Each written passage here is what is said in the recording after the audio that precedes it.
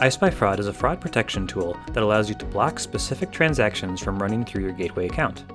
iSpyFraud scrubs transactions before they leave your gateway account, which means your credit card processor or check processor will not see transactions that are blocked by rules you set in the system. There are some tabs at the top with thresholds, user ban, and exceptions, and these three tabs are where you'll set your rules, while waiting for review and history log is where you can see previous transactions that have run through and how iSpyFraud rules impacted those transactions. Let's go to thresholds. The thresholds page is where you can set specific rules for how much or how often you want transactions to be run based on a couple rules. You can set these rules for all your processors, or you can select a specific processor and set the rules for just that one. We'll go to all processors and take a look at this first section. Here's where you can add credit card rules for how often transactions are run on specific credit cards. So for example, this first rule, if a single transaction amount exceeds, we'll say $1,000, you can flag that transaction for review or deny the transaction entirely. We'll hit deny transaction, and when I hit update, that adds the rule to the bottom of the page right here, and I can delete it as well. Likewise, you can set up a rule for if a single transaction is less than a certain amount, you can flag it or deny it. The difference between flagging and denying a transaction is important, as flagging will put it into this waiting review tab up here, and if you don't do anything to that transaction before settlement, it will settle like a normal transaction. However, if you select deny transaction, that will display a failed status to the customer, and those transactions will show up as failed in your reports. Going down, we have another couple rules for daily, weekly, monthly, and yearly. So you can say if daily, attempted, or approved, let's say attempted, if daily attempted transaction amount for a credit card exceeds $1,000, we'll deny the transaction. So that means on any particular day, if a single credit card is run through your gateway for more than $1,000 in multiple transactions, we'll start denying after $1,000. A more common rule is if daily attempted transaction count for a credit card exceeds, and you can set how many times you want a single card to run through, we'll say 3, I want to deny. So this rule is going to say on any day, if a single credit card attempts more than 3 transactions, after that third transaction it attempts, whether it's approved or declined, I want that credit card to stop being able to run transactions. I want everyone to return failed after that, no matter what. These rules are all the same down here, but it's just based on week, based on month, or yearly. Finally, these 2 rules under this first section, if a user changes credit cards over a certain number of times for attempted or approved transactions, you can start flagging or denying those transactions. And finally, if the first however many digits of the credit card match over so many attempted transactions, you can start denying then. So if I want to stop someone from submitting a bunch of transactions with the same bank identifier, for example, I could say if the first 6 digits of a credit card match over 5 attempted transactions, let's start denying those. So that's if they change cards 5 times and all 5 of those have the same 6 digits at the start of them. Any cards with those same 6 digits after that will start declining. And at the bottom section, we have rules that look very similar and are set based on dollar amounts or for a number of attempts. But instead of being based on the credit card number, it's based on the IP address of who is submitting the transactions. A very common use case for this is for someone who's trying to avoid card spinners from being able to process too many credit cards on their account. An example rule I could set up for that is if daily attempted transaction count for a single IP address exceeds 5, I want to deny the transaction. With that rule in place, anytime the same IP address submits more than 5 transactions in a single day, they will start getting declines after that 5th attempt. This rule can be very helpful if you have a website where all your customers are at different IP addresses and where you would only expect a customer to submit 1 or 2 transactions in a certain time period.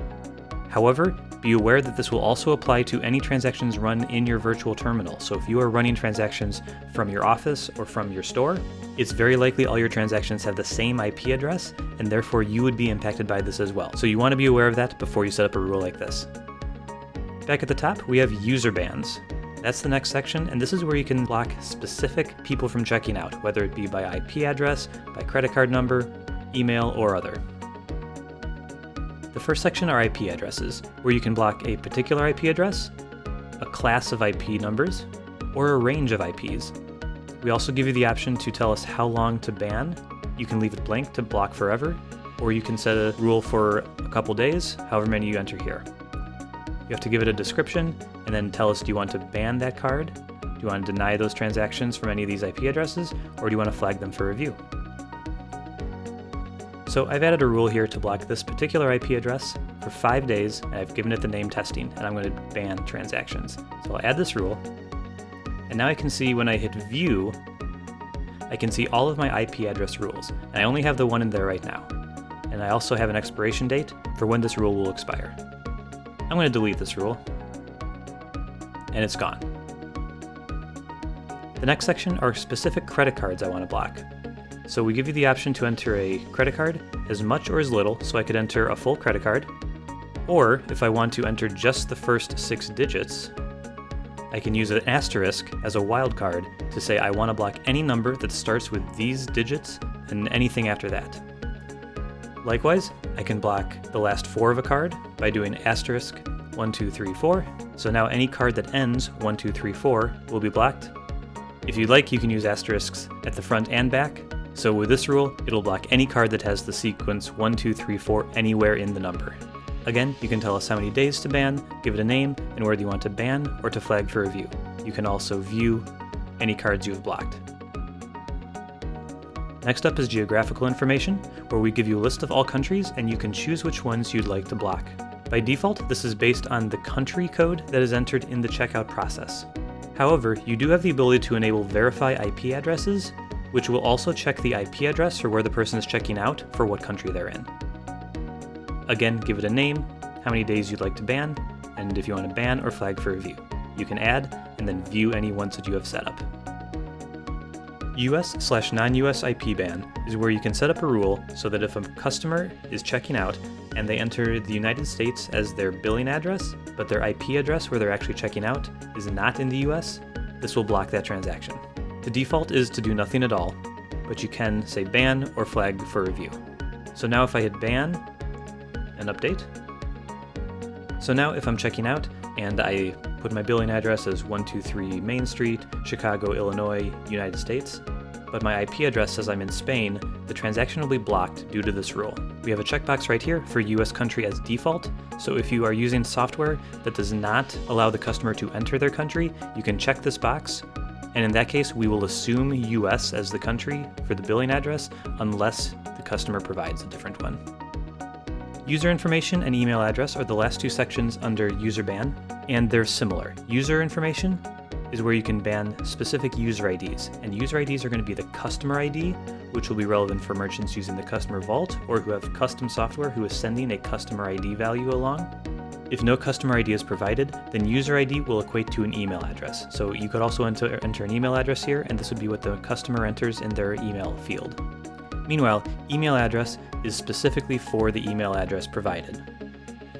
So if I want to block test@example.com from processing any transactions, so I can do that just like I would any of the other sections on this page. And again, wildcards are possible. So if I want to block anyone who uses @example.com as their email address, I can get rid of test, put an asterisk in front, and then anything that ends @example.com will be blocked.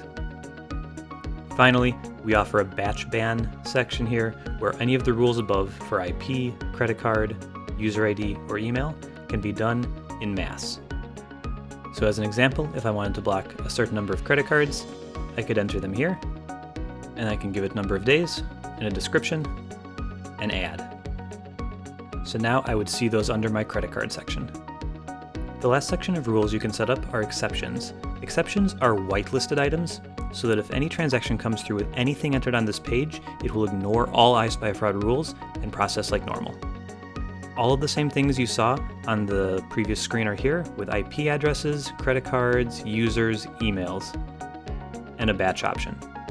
A common use case for this would be a merchant who has a store where they're actually running transactions themselves, and they have a website where their customers will go and enter transactions from their side. You may want to have some rules in iSpyFraud for customers who are checking out your website, but you don't want them to impact your in-person transactions. To do that, you could find out what the IP address is for your store, enter that here, and add it to the list. Then any transaction done from this IP address will ignore all rules set under thresholds and user ban. The same holds true for all other options on this page. Waiting review doesn't have a lot to show up front.